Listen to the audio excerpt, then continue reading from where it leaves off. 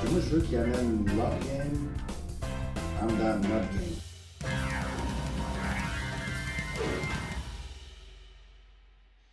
Hey, on est back, c'est le retour de la game dans game pour 5e épisode, je pense. Ça se déroule bien, ça se déroule bien. Euh, je prends un petit moment pour remercier encore les gens qui m'écoutent. Là, j'ai une nouvelle que Gab a écouté. Il voulait pas me donner comme je veux pas être critique, là, mais puis là, il m'a pas dit rien de critique. Tout ça pour me dire que je me perds des fois, puis que ça avait de l'air de l'amuser un petit peu, mais pas trop. On va essayer de faire ça un peu plus tête. Hem, j'ai décidé de faire comme une autre formule. Tu sais, là, j'essaie de faire comme 2 blocs.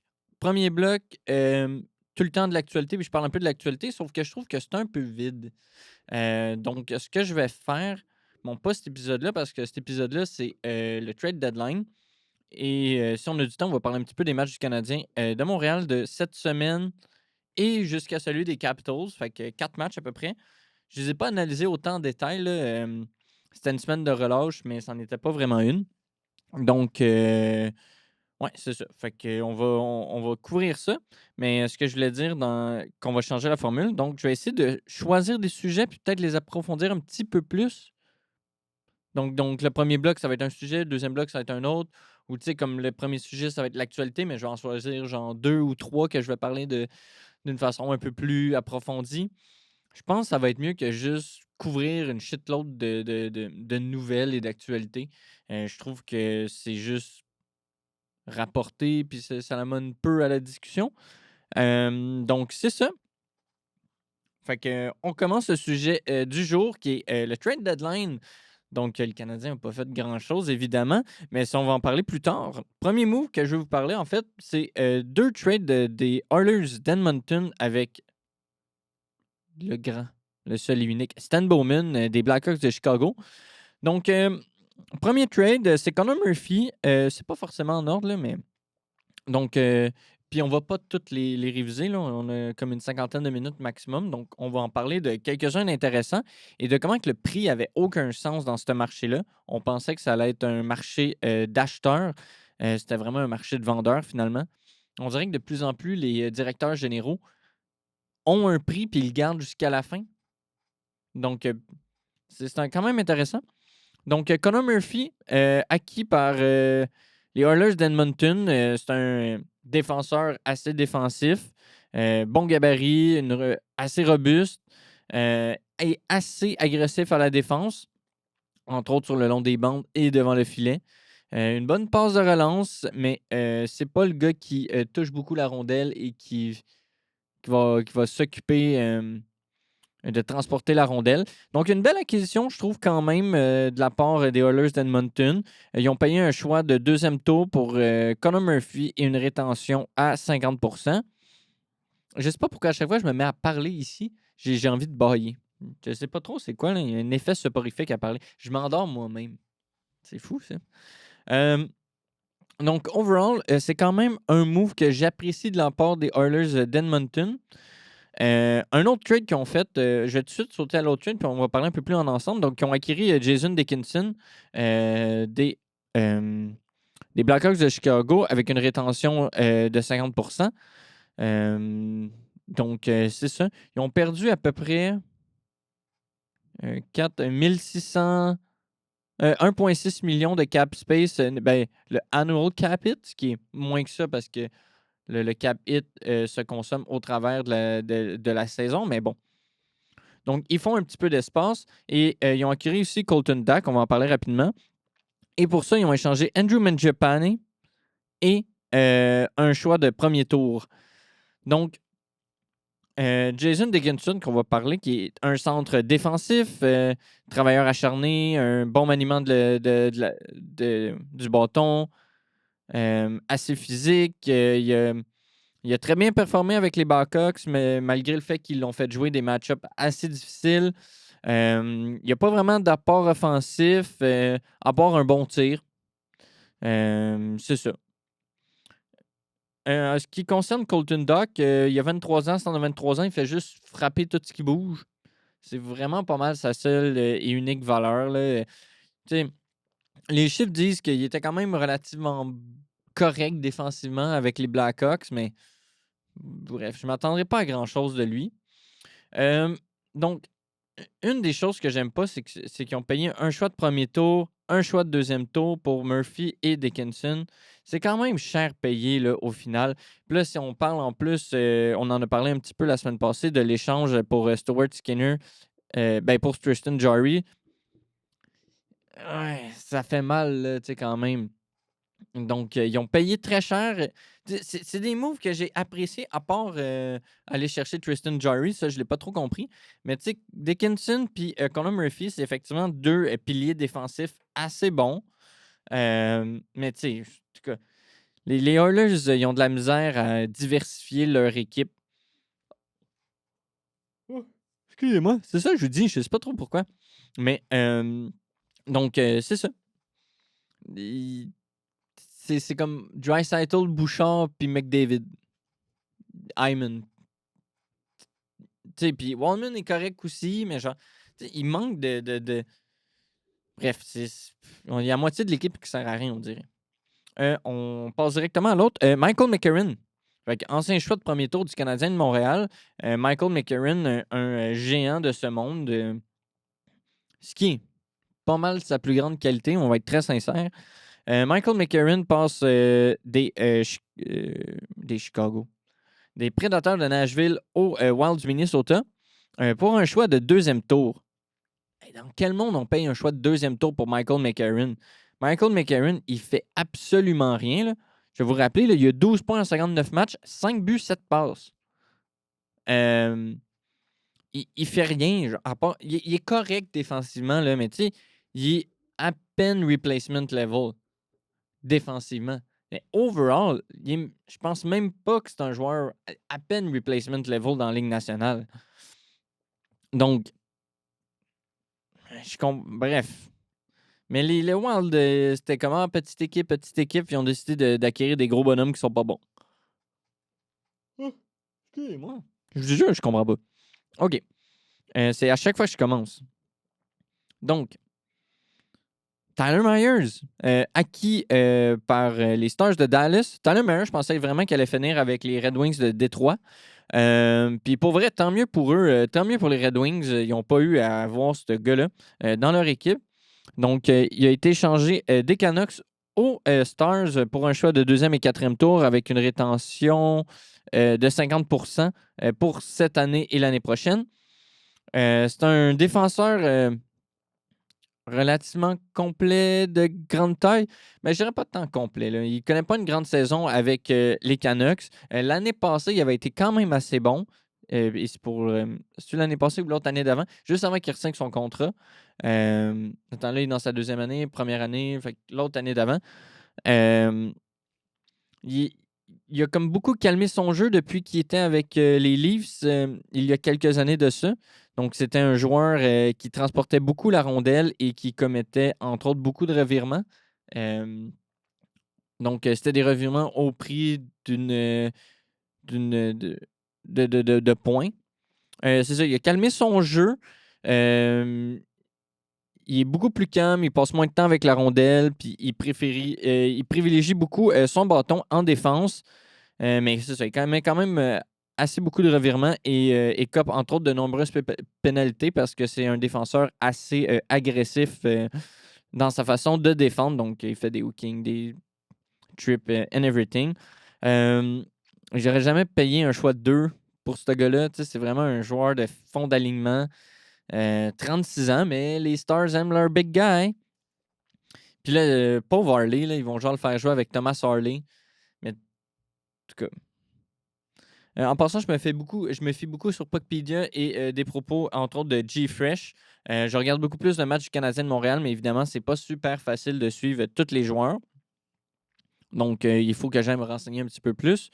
Donc, merci beaucoup à ces gens-là pour tout ça. Autre trade qui a quand même choqué Internet, on pourrait dire. Donc, on a Mackenzie Weegar qui a été échangé pour 3 choix de deuxième tour. Jonathan Castagna et Oli Mata pour Mackenzie Weegar, qui est à sa 3e année de contrat sur 8 ans. C'est un défenseur, c'est ça. très complet, qui pratique un jeu actif et, si on peut dire ça comme ça, assez audacieux dans les 3 zones. C'est un joueur qu'on peut décrire comme étant agressif sur les rondelles libres. Il va bloquer les lignes de passe. Il a un très bon sens du jeu avec la rondelle, mais il joue un petit peu à la Bouchard parce que c'est un joueur qui... Evan Bouchard, je pense. Qui manie beaucoup la rondelle, qui fait beaucoup de choses avec. Donc, on dirait que ça y arrive comme de faire la grosse catastrophe avec la rondelle de temps à autre. Il n'y a vraiment pas une bonne saison avec les Flames cette année. C'est une descente qui a comme un peu été amorcée l'année passée. Ils ont échangé Olimata, qui est à sa première année de contrat de 3 ans à 3,5 millions.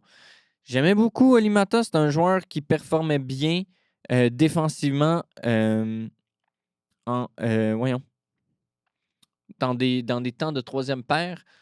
Donc, c'est une belle acquisition, je pense, de la part des Flames. Olimata va pouvoir se distinguer, entre autres, avec les Flames. C'est un très bon défenseur. Et donc, c'est ça.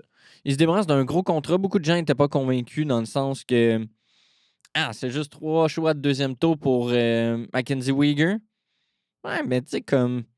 Hey, ces 3 choix de deuxième tour, là, c'est quand même intéressant à voir ce que les choix de deuxième tour ont permis de se procurer.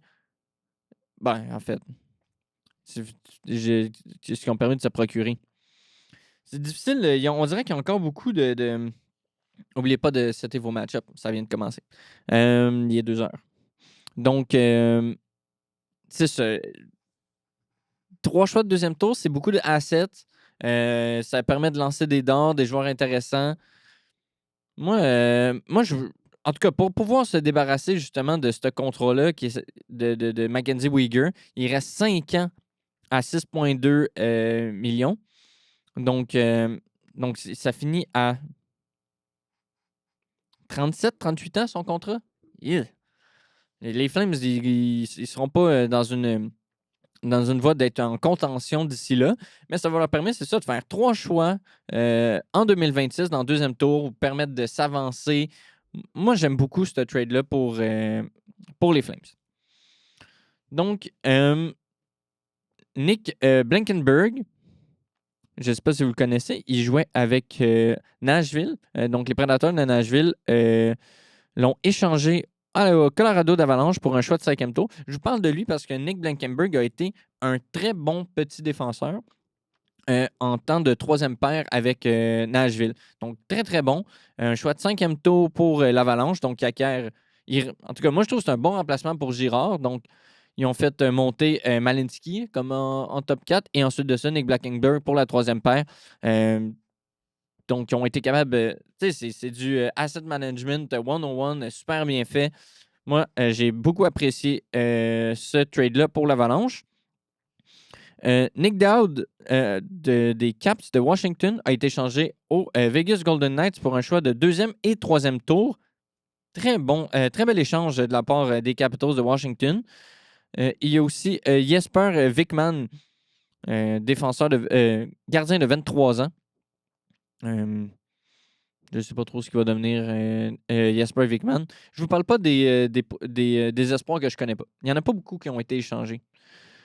Donc, Nick Dowd, ça a été un des meilleurs fourth-liners de la ligne pendant très longtemps. Il l'est encore, mais tu sais, c'est ça. Il a 35 ans, il coûte 3 millions cette année et encore l'année prochaine. Et on va en parler plus tard. Les Caps ont acquis David Kempf des Canucks de Vancouver.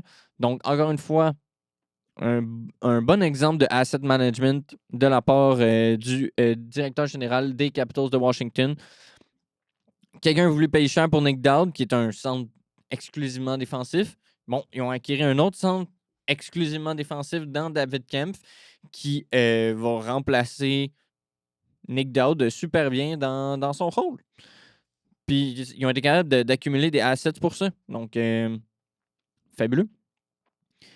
Nicolas Roy, échangé au Colorado d'Avalanche pour un choix de premier tour et de 5e tour. Donc, très bel échange pour les Maple Leafs. Bon, on ne parlera pas de... Nick Roy, il s'est envenu avec l'échange de Mitchell Marner, mais en fait des droits de Mitchell Marner au Vegas Golden Knights. C'est un bon joueur, là, Nicolas Roy. C'est un... c'est un... J'essaie de trouver mes mots. C'est difficile. C'est un bottom six defense first center. Donc, c'est tout le temps difficile de traduire directement. Donc, c'est un joueur de fond d'alignement, très bon défensif. C'est un des patineurs les plus lents de la ligue. Mais il travaille fort et il a quelques capacités avec la rondelle. Donc, c'est un très bon joueur de quatrième et qui est capable de jouer sur ton troisième trio en étant responsable défensivement. Il n'a pas eu la meilleure saison avec les Leafs. Mais entre vous et moi, les Leafs, c'est un peu le chaos en ce moment. Donc, je suis confiant qu'il va pouvoir bien jouer avec Colorado. Donc, il reste encore une année à son contrat à 3 millions. Il a seulement 29 ans. Moi, je pense que c'est un très bon échange de la part des Maple Leafs qui se libèrent 3 millions sur l'espace salarial pour l'année prochaine. Mais tu sais, c'est ça. C'est un bon bottom six player, mais tu sais, un first, là, c'est... En tout cas, c'est mon opinion. J'en parle vite parce que j'ai trouvé que le prix était intéressant. Donc, Michael Bunting, qui est à sa dernière année de contrat à 4,5 millions, a été échangé aux Stars de Dallas des Prédateurs de Nashville pour un choix de troisième tour. C'était pas un bon match, Michael Bunting, avec les Prédateurs de Nashville. On a l'espoir que Issa Lavalette... C'est beau, ça. C'est des beaux mots que j'invente. Donc, c'est ça. Je pense qu'il va être capable de mieux complémenter le middle six des Stars de Dallas. Mais tu sais, c'est ça. Bon choix de troisième. Bel échange pour un choix de troisième tour, considérant le prix du marché. Donc, un choix de premier tour là, pour Nécroix. Ensuite de ça, c'est un drôle d'échange. Tu sais, dans ce sens, je me suis laissé la note. J'ai dit, c'est bizarre que les sénateurs d'Ottawa ont payé aussi cher pour un joueur qui était si souvent scratch par les Kings de Los Angeles. Donc, là, on parle de l'échange de Warren Foegele. Donc, Warren Foegele et un choix de 3 contre un choix de 2 et un choix de 3. Il est à sa deuxième année de contrat sur un contrat de 3 ans à 3,5 millions. J'ai juste trouvé ça bizarre qu'il ait eu à payer quand même un choix de 2 et un choix de 3 pour ça. Ben, en tout cas, il reçoit un autre choix de 3, mais il y a des conditions. Vous pourrez aller voir sur Puckpedia. Mais quand même, un choix de 2 pour Warren Foegele quand il était très souvent scratch. Mais il faut dire que Warren Foegele, il était très malchanceux cette année. Quand il était sur la glace cette saison, il y avait un 5% on-ice shooting percentage. Il n'y avait personne qui scorait quand il était là. Moi, je pense que c'est une très bonne acquisition pour les Sénateurs d'Ottawa. C'est un joueur qui patine beaucoup, mais qui patine vite, très bon sur les désavantages numériques, bon joueur défensif. Donc, il n'y avait pas beaucoup d'offensives de sa part cette année, mais entre autres, il était avec les Kings de Los Angeles. Donc, à voir avec les Sénateurs d'Ottawa, moi, je pense que c'est un très bon joueur. On a en retour, c'est ça, les Sénateurs d'Ottawa se sont départis de David Perron pour un choix de 4e tour aux Wings. C'est un bon. Il a été très bon cette année dans le rôle d'un joueur de quatrième trio. À voir avec les Red Wings qui se sont aussi débarrassés dans un sens d'Elmer Soderblom pour aussi un choix de 4e tour. C'est une upgrade dans un sens. Mais tu sais, c'est très mineur comme move. Je sais pas comment je trouve. Je sais pas comment je trouve, c'est ça, le trade deadline des Red Wings. Parlons des Canucks de Vancouver qui sont misérables cette année. Espérons qu'ils vont faire une réelle reconstruction un de ces jours. Mais quand même, je vais leur lancer des fleurs. Ils ont réussi à se débarrasser du contrat de Connor Garland au Columbus Blue Jackets. Connor Garland qui a vraiment pas une bonne année cette saison. Il était, dans les dernières années, l'un des meilleurs joueurs de 3e trio de la Ligue nationale. Très bon, capable de faire une 50aine de points, 60aine de points, une 20aine de buts. Bon défensivement. Je suis un grand fan de Connor Garland. On a tous vu cette photo de lui proche d'un but, comme un petit bonhomme avec son bâton prêt à pousser la rondelle directement dans l'arrière du gardien. Donc, très bon joueur, très apprécié. Il est actuellement à sa dernière année de contrat de 4,95 millions. Mais les Canucks ont réussi à l'échanger. Ont réussi de l'échanger avant que son nouveau contrat rentre. Donc, un contrat qu'il a signé l'année passée à 6 fois 6 millions. Donc, 6 ans, 6 millions pour un contrat de 36 millions de dollars avec une totale non-movement clause pendant les 3 premières années de contrat et une modified non-trade clause pour les dernières années. Ouch! C'est tout un contrat pour Connor Garland qui a 29 ans. Donc, ça va finir à 35 ans. C'est pas le genre de joueur élite que je serais confiant de signer aussi longtemps. Surtout, puis là, ça, c'est la part des Blue Jackets qui l'ont acquis quand il reste autant de temps sur son contrat et que cette année, ça va vraiment pas bien pour lui. Donc, les Canucks réussissent à se départir de ce contrat-là et acquérir un choix de 2e et 3e tour. S'il l'avait changé avant de signer son extension l'année passée au trade deadline, il aurait pu facilement avoir un choix de premier tour. Ça fait mal, mais là, au moins, ils ont été capables de se débarrasser. C'est ça, ils ont été capables de se débarrasser de ce contrat-là qui est massif. Donc, good job, Vancouver. Mais quand même, pas une leçon de asset management. Est-ce que je continue? Je pense que je vais parler, c'est ça, peut-être de ces 2 petits trades-là. On va aller en pause, puis on va revenir après pour parler de trades un peu plus juicy, peut-être finir sur le Canadien de Montréal. Bobby Brink pour David Jiricek. Donc, on a Bobby Brink des Flyers de Philadelphie qui a été échangé pour David Jiricek. David Jiricek est un ancien choix de premier tour, 9e overall.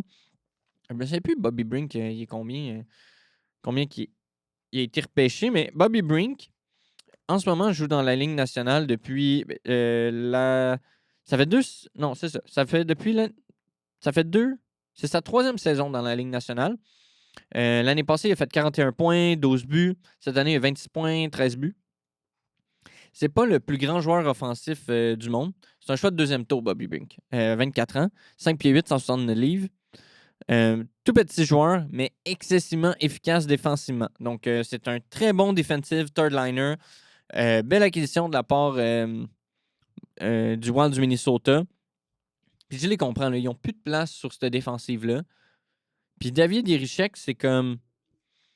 Je vous invite à aller regarder des matchs. Là. J'ai écouté une couple de highlights de David Jiricek. Ce gars-là, il est sous crack. Genre, il va laisser comme... Il va causer un revirement, ça va causer un but. La seconde d'après, il va te faire le move le plus incroyable que tu as jamais vu de ta vie pour scorer un but spectaculaire. C'est comme tout ou rien, David Jiricek. Donc, je sais pas comment un entraîneur-chef de la Ligue nationale peut avoir confiance en ce genre de shenanigans de défenseurs comme fiable, pas fiable, mais tu sais, c'est juste comme un tire fire, là, David Jiricek. Donc, je sais pas comment tu peux optimiser ses forces et limiter ses faiblesses. J'ai l'impression qu'il faudrait qu'il joue avec Chris Tanev tout le temps de sa vie. Mais en tout cas, donc c'est ça. Moi, personnellement, je préfère ça pour la part du Wild de Minnesota. Tant mieux si ça fonctionne avec les Flyers de Philadelphie. Mais de loin, en ce moment, c'est le Wild qui a le meilleur... qui a eu le plus de valeur là-dedans. Là. Bobby Brink, c'est un bon third liner en ce moment dans la Ligue nationale. Il a 24 ans. Je ne sais pas ce qu'on veut de plus. Tandis qu'Irichek, il roule sur les beaux flashs qu'il nous donne depuis quelques années et le fait qu'il avait été 9e overall. Mais en général, les joueurs qui ont ce profil-là, comme Jiricek, qui ont ce cheminement-là, ils ne se rendent pas dans la Ligue nationale. Ils ne sont pas capables de s'établir. Donc, à voir. Donc, c'est sur ces très, très beaux propos que je vous quitte pour une petite pause et on se revoit directement après la pause.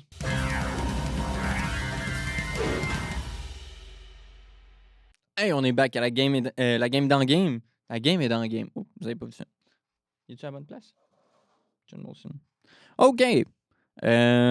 J'ai regardé, mon bus, il est dans pas long, fait qu'il faut vraiment que je me dépêche.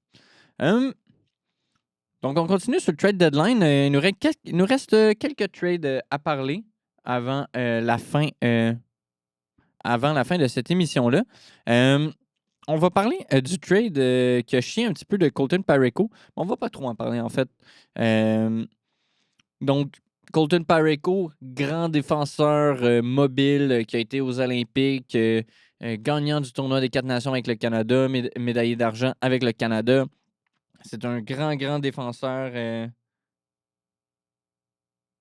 C'est un grand défenseur, très mobile, très bon défensivement, grand bâton. Donc, c'est ça. Sauf qu'il est absolument pourri offensivement. Là. C'est quoi? J'ai un des gangs que j'ai vu de G-Fresh qui a fait sur Twitter. Allez le suivre, là, il est vraiment drôle. Donc, Colton Parayko a finalement invoqué sa non-movement clause dans cet échange-là, ce qui a brisé l'échange. Et ce que G-Fresh a dit, c'était que c'était la première... It was his first pass of his life. Donc, il pass on the opportunity to go to the Sabres. Donc, c'était sa première passe dans la vie parce que Colton Parayko, c'est ça, c'est un peu un running gag. Il n'est pas capable de faire de passe. C'est pas un joueur offensif. Et il a une fâcheuse tendance à transporter lui-même la rondelle en zone offensive quand il pourrait vraiment faire la passe à des joueurs beaucoup plus offensively gifted qui pourraient faire le jeu de transition à sa place. Mais bon. Donc, Colton Parayko n'est pas allé avec les Sabres de Buffalo. Lui-même a dit après en entrevue qu'il y avait de la misère à décider ce qu'il allait manger au Starbucks. Donc, que lui, quand on y arrive comme ça, avec un échange comme ça, c'était très difficile à prendre comme décision. Et je pense pas qu'on peut vraiment en blâmer. Et je sais pas, là, les Sabres ont refusé, ont réfuté le fait que c'était de sa faute, que c'était de leur faute que le trade avait été leak en avance. Écoute, j'y crois. Mais dans le sens, la gang, il faut... excusez, j'ai perdu un petit peu ma pensée, mais tu sais, genre, c'est comme une façon de mettre de la pression sur un joueur qu'il n'y a pas du tout de bon sens. Là. Donc, c'est comme le mettre sur le tribunal public et le forcer à admettre, à refuser ce trade-là. Donc, c'est comme une façon insidieuse de forcer un joueur à accepter cet échange-là. Moi, je trouve ça un petit peu malhonnête, tu sais, c'est ça. Bref. Ça devrait pas être des choses et d'après moi, si ça continue à arriver, ça avait été le même cas pour Mackenzie Weegar. Donc, si ça continue à arriver, d'après moi, le NHLPA va s'impliquer là-dedans et tenter d'arrêter ça. Donc, les Sabres de Buffalo n'ont pas été capables d'aller chercher Colton Parayko. Et c'est triste, les Blues auraient eu un retour incroyable, dont Radim Murka. Choix de premier tour des Sabres l'année passée ou l'autre année d'avant, je ne suis plus certain. Donc, ça aurait été un très bon trade, je pense, pour les Blues de Saint-Louis. Puis ça aurait été... Mais moi, je trouvais que c'était cher payé. Là, c'était comme l'équivalent de 2 choix de premier tour pour Colton Parayko. Bref. Donc, ils ont décidé qu'ils n'étaient pas capables d'aller chercher Parayko. Fait qu'ils ont décidé, hey, bonne idée. Quels sont les autres gros doutes dans la Ligue nationale? Fait qu'ils sont allés chercher Logan Stanley et Luke Schenn. Contre Jacob Bryson, je pense. Isaac Rosen, un choix de 2, un choix de 4. Et ils ont retenu la moitié de leur salaire. Non, une partie de leur salaire. Je n'ai pas le pourcentage ici, mais une partie du salaire. Donc, on a une différence de cap salarial de 1,725 pour chacune des deux équipes. Jacob Bryson, c'est un meilleur défenseur que Logan Stanley et Luke Schenn. Fait que je comprends pas trop le délire là-dedans. Et en plus, Luke Schenn est re-signé pour l'année prochaine, si je me souviens bien. Donc, Luke Schenn, oublie ça avec la POC, il n'est pas capable de jouer. Ah non, son contrat est fini cette année. Ah oui, il est UFA en 2026. Ok, excusez. Donc, c'est ça. Luke Schenn, il fait juste faire des mises en échec. Et Logan Stanley, à part faire des clappers dans son offensive, il fait rien. Et des mises en échec. je- Bref, je me suis laissé comme note. C'est un désastre comme trade. Surtout quand tu étais supposé avoir Colton Parayko. Euh, Sinon, good catch, Anaheim. John Carlson, 36 ans, dernière année de contrat à 8 millions. Échangé aux Ducks d'Anaheim. Donc, il passe des Capitals aux Ducks pour un choix de première et troisième tour. Moi, en plus, je trouve que c'est une très bonne valeur parce que malgré ses 36 ans, John Carlson, c'est un très bon joueur de première paire. Ça va être tout un duo avec Jackson Lecombe. Mais par contre, ceux qui ont Jackson Lecombe en fantasy, je suis désolé de vous apprendre que c'est la fin de Jackson Lecombe sur le premier avantage numérique. Ça va être John Carlson, d'après moi. Donc, John Carlson, qui par Anaheim, c'est un défenseur offensif de premier plan qui est encore capable d'exercer une influence majeure en zone offensive. Il va créer des occasions pour lui et ses coéquipiers. Il a déjà été meilleur défensivement que cette année. Donc, à voir si ça va se stabiliser, entre autres, avec Jackson Lecombe. Mais très, très, très, très bel échange pour les Ducks d'Anaheim. Et tu sais, aussi des Caps, là. Dans un sens, c'est une façon de faire du asset management. Tu sais, peut-être qu'ils ne croient pas là, que John Carlson va peut-être re-signer l'année prochaine avec les Caps, mais pour eux, c'était une façon de capitaliser sur un joueur de 36 ans. Moi, je pense qu'ils pouvaient se le permettre, les Ducks. Donc, intéressant comme échange. Corey Perry au Lightning de Tampa Bay. Excusez-moi. Oui, Corey Perry au Lightning de Tampa Bay. Moi, j'ai trouvé que c'était un bel échange pour un choix de deuxième tour. Donc, il passe des Kings au Lightning. Mon très cher beau-père, Martin Thibault, shout-out, que j'ai vu il n'y a pas si longtemps, qui disait comme « Ah, ça pourrait être intéressant qu'on l'acquiert. » J'aurais pas haï l'acquisition de Corey Perry. Je comprenais juste pas où allait être sa place dans l'alignement. Je comprends, là, mais on a déjà trop de joueurs. Il aurait fallu payer pour. Ça voulait dire qu'on allait bencher d'autres joueurs. Pour moi, ça faisait pas de sens, cet échange-là, mais c'est un... Corey Perry, malgré son âge avancé, reste un joueur très efficace, entre autres dans un rôle de troisième trio. Il patine pas, mais a toujours un très bon tir. Une menace sur l'avantage numérique. Donc, un très beau morceau de profondeur. Bel échange pour le Lightning de Tampa Bay. Et surtout, ben, il connaît là, le système du Lightning. Donc, à voir. À voir comment il va performer. Je me suis laissé comme note Call the Police. Les Red Wings ont acquis un actual bon défenseur. Ils se sont débarrassés du seul bon qui s'appelait Jake Wallman. Donc, mais ça reste un drôle de trade. J'ai un de mes amis dans mon pool, entre autres, William, shout-out. Allez voir sa page Instagram, je me souviens plus. Under the Hood. Under the Hockey. Under the Hood. Bref, il a fait comme une page Instagram où il fait comme des genres de petites capsules, mais pas filmées.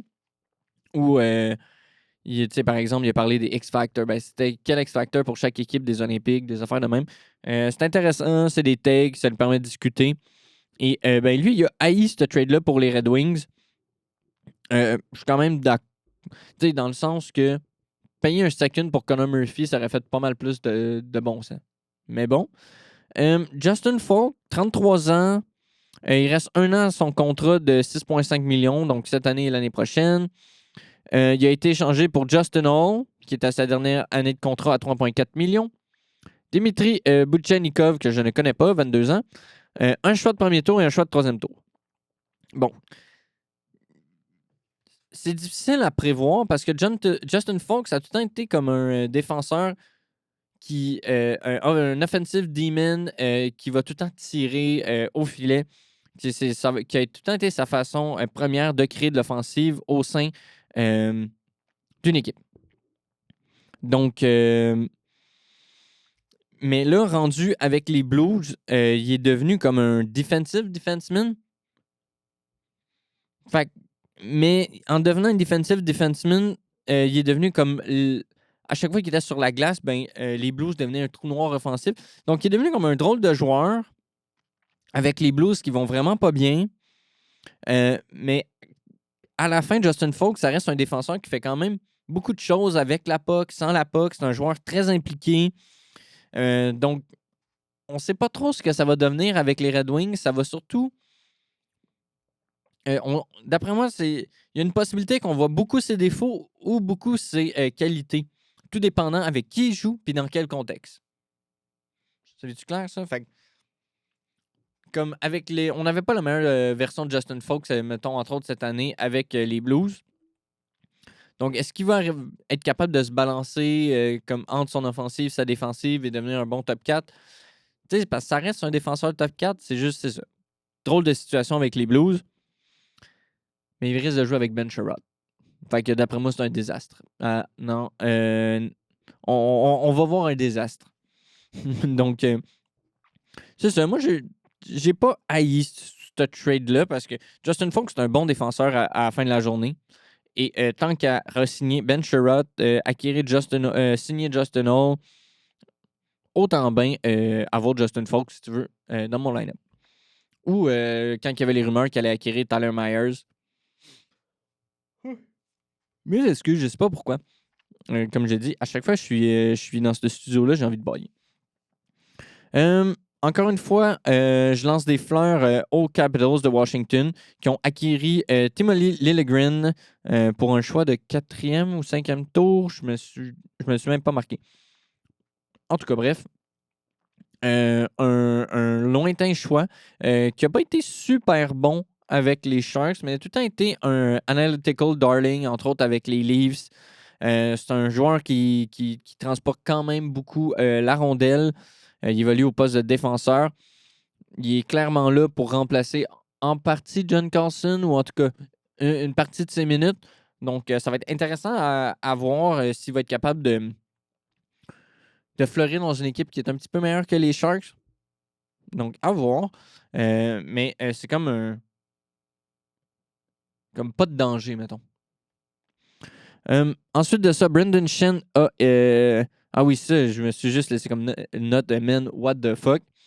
Donc, Brendan Shen, capitaine des Blues de Saint-Louis, qui a été échangé aux New York Islanders pour Jonathan Drouin. Mon Dieu. Marcus Gildoff. Un choix de premier tour, un choix de troisième tour. Brendan Shen, il est plus ce qu'il était. C'est un centre qui gagne des face-offs, qui est très physique, puis il fait un peu de passe. Il est encore capable de faire des passes. Il n'y a plus le tir qu'il avait, il n'est plus capable de tirer d'aussi loin qu'avant. À son meilleur, il est capable d'être un joueur de troisième trio. Mais, my God, il reste 1 an. Non, il reste 2, excusez-moi. Fait qu'il y a 7 années, il est dans la 6e année de contrat sur 8 ans. Il reste 7 années et 2 ans après à 6,5 millions. Il y a de la misère d'être un bon troisième trio en ce moment. Yikes! C'est une... je me suis dit, là, that's a loss for the New York Islanders. Les New York Islanders sont en série. Sont-ils en série en ce moment? Je suis même plus certain, mais s'ils font les séries, il va y avoir une et grande raison pour ça. Ilya Sorokin. J'en dis pas plus. Sans Ilya Sorokin, ils font jamais les playoffs. He is that good. Un des trades qui est arrivé très, très longtemps après la date limite des échanges, quasiment 1 heure après, Nazem Kadri a été échangé à l'Avalanche du Colorado. Fait qu'il passe des Flames à l'Avalanche. Il est à sa 4e année d'un contrat de 7 ans, donc il reste 3 ans à 7 millions. Il y a eu une rétention de 1,4 million par année de Nazem Kadri. Donc, il va être à 5,6 millions pour le restant de son contrat. Très bon price tag pour Nazem Kadri. Malgré leur super saison, l'Avalanche du Colorado a un mauvais avantage numérique. Donc, l'arrivée de Nazem Kadri, ça va probablement leur faire du bien. Ils ont échangé Victor Olofsson, Maxim Curran, un choix de premier tour, un choix de deuxième tour pour Nazem Kadri. Donc, tout ça, c'est des assets qui vont avec les Flames de Calgary. Surprenamment, Victor Olofsson, je ne sais pas si vous connaissez, il m'a déjà bien servi Il m'a déjà bien servi dans un fantasy. Mais Victor Olofsson, pendant longtemps, son seul atout, c'était son tir. Et je ne sais pas comment que ça s'est passé. Mais Victor Olofsson est devenu un joueur capable de jouer défensivement. C'est comme ça se peut comme pas. Fait qu'à voir la valeur qu'il va apporter aux Flames de Calgary, mais bref, il y a une autre valeur à Victor Olofsson. J'ai trouvé ça fascinant. Mais très bon trade pour l'Avalanche du Colorado. Ils ont une ligne de centre qui n'a aucun sens. Ils doivent être les favoris pour gagner la Coupe Stanley. Ah oui, et là, ma petite note pour dire que les Capitals de Washington ont acquis David Kemp pour remplacer Nick Dowd. Puis je dis que le GM des Caps, il cook. Indeed, il cook. Scott Lawton, échangé pour un third round pick aux Kings de Los Angeles. Donc, il passe des Leafs aux Kings pour un choix de 3. Yeah, ils l'ont acquis pour un choix de première ronde. Oh, ça fait mal, ça me fait mal à l'âme. Bref, ça va pas très bien là, pour les Leafs. Bel échange pour Robertson, mais Scott Lawton, juste un choix de 3e tour. Excusez-moi, ça fait aucun sens. C'est tellement pas professionnel. Mais c'est pas grave. C'est trop compliqué pour moi de faire tout ce montage-là de toute façon. Mais tu sais, je peux pas croire que Michael McCarron a acquis un choix de 2, mais pas Scott Lawton. Bref, ça me fascine quand même. C'est un joueur physique de fond d'alignement. Moi, je l'aime pas beaucoup. Je suis content que moi, mon équipe n'ait pas acquis ce joueur-là. Même pour un choix de 3. Bref, il y a quand même une réputation, Scott Lawton. Bref, c'est pour ça que c'est sur cette réputation-là que je pensais qu'elle allait acquérir un plus gros prix.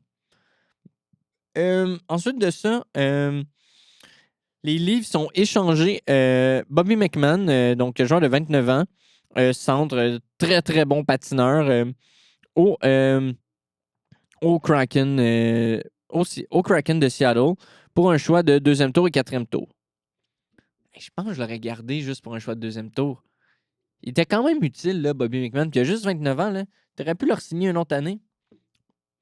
C'était peut-être son souhait de rester avec. De se faire échanger à une équipe qui va peut-être faire les séries. Je sais pas. En tout cas. C'est ce qui fait le tour des trades que j'ai sortis un petit peu des 40 quelques trades qui ont été faits pendant le trade deadline. Je me suis noté quelques surprises. Donc, Dougie Hamilton n'a pas été trade. Puis encore plus, Dougie Hamilton n'a pas été trade, ni Simon Nemec. Donc ça m'a beaucoup fasciné de voir ça. Les Devils ont fait peu de changements. J'aurais pensé que Nemec ou Hamilton seraient partis. Ils ont gardé les deux. Fait que Nemec va encore se faire bury dans l'alignement. Hamilton va peut-être avoir une meilleure fin de saison qu'il y a eu au début, mais ils ont tenté. Je pense que j'en ai parlé un petit peu dans l'autre podcast, mais en gros, ils ont eu une drôle d'utilisation de Hamilton qui est à son meilleur quand on l'utilise offensivement. Il est devenu comme un joueur défensif au détriment de son offensive. Bref, j'aurais adoré le voir avec les Leafs. Ça leur aurait fait tellement du bien d'avoir un puck-moving defenseman de plus dans cet alignement-là. Mais bon. En plus de ça, ça a l'air que Simon Nemec, les Sharks ont dangle William Eklund pour Simon Nemec. Hey, je l'aurais quasiment fait. J'adore William Eklund. C'est tout un joueur. C'est un bon joueur top 6. Il a du chien. Il joue comme son frère Victor. Il donne tout le temps son 3000% sur la glace. J'aurais adoré ça le voir avec les Devils. Une petite surprise, Shane Wright n'a pas été échangé. Il a encore de la valeur. Ils veulent pas le faire jouer. Ils préfèrent faire jouer Chandler Stephenson à la place de Shane Wright. Je comprends pas. Berkeley Catton aussi, il se fait bury dans l'alignement. Bref. Là, il est blessé, mais drôle d'équipe, le Kraken. J'aurais pensé que Shane Wright serait fait échanger. Moi, je pense qu'il serait bon avec le Canadien. Je suis sûr qu'il serait un très bon top 6. On lui donnerait une opportunité réelle de jouer avec des bons joueurs. Là. Ça lui ferait vraiment du bien. En tout cas, j'y crois encore à son rôle de top 6 à Shane Wright. En ce qui concerne le Canadien, Patrick Laine est encore avec le Canadien. Petite surprise pour beaucoup. Il y avait des rumeurs qui disaient qu'un trade a été refusé par la Ligue nationale parce qu'elle avait dépassé le temps limite du trade deadline. C'est le trade que Hughes nous parlait dans son conférence de presse, que c'est un dossier qu'elle a peut-être revisité cet été. Moi, je trouve ça très intéressant. Est-ce qu'il parlait de Robert Thomas, Jordan Kyrou? Moi, je trouve ça très excitant. Je pense pas que le Canadien non plus compete pour une place en série. Pas une place en série. Pour la Coupe Stanley. Donc, tant qu'à faire des faux moves, de payer des seconds pour des Michael McCarron, je suis vraiment content qu'il soit resté comme ça. Martin Saint-Louis, il va falloir qu'il fasse de la rotation beaucoup. Ça va pas être facile. On a un enjeu autour des gardiens qu'on pouvait pas régler rapidement. On en a parlé dans un des épisodes précédents. Les gardiens qui étaient disponibles ou possiblement disponibles sur le marché, c'était pas des options sexy. Donc, à voir. À voir.